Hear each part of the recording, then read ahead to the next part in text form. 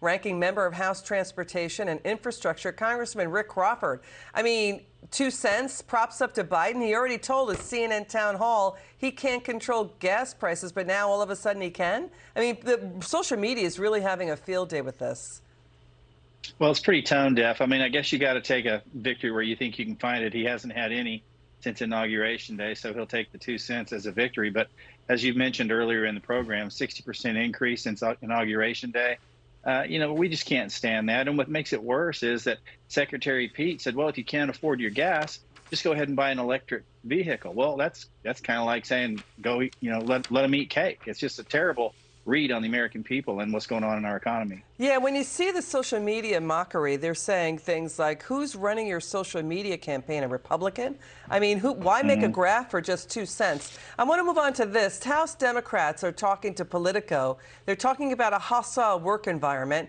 They're saying that, now 19 Democrats are leaving the House under Nancy Pelosi. That includes 3 committee chairs. So it's not looking good on that side of the aisle. What do you say to what's going on there?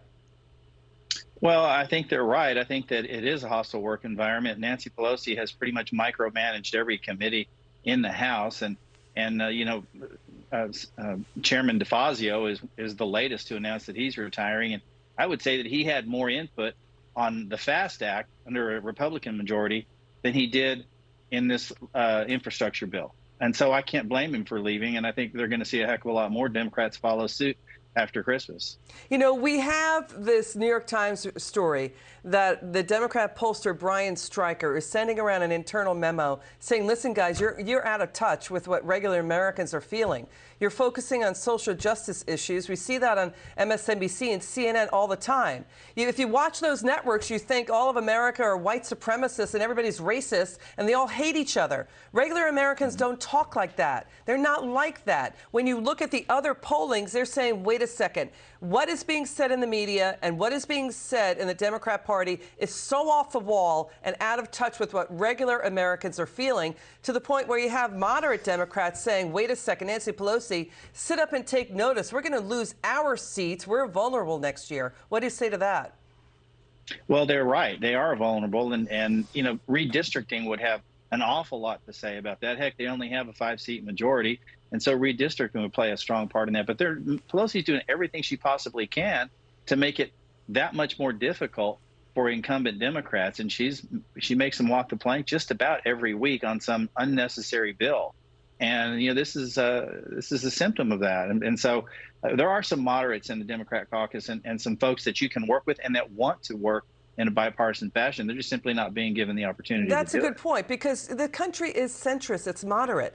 They don't want to be extreme right, and they don't want to be extreme left. We have a group of moderate Democrats who feel they are not given a voice and that they've been suppressed by Nancy Pelosi. They sent a letter to Nancy Pelosi saying, pass legislation about the supply chain crisis. But here's the problem.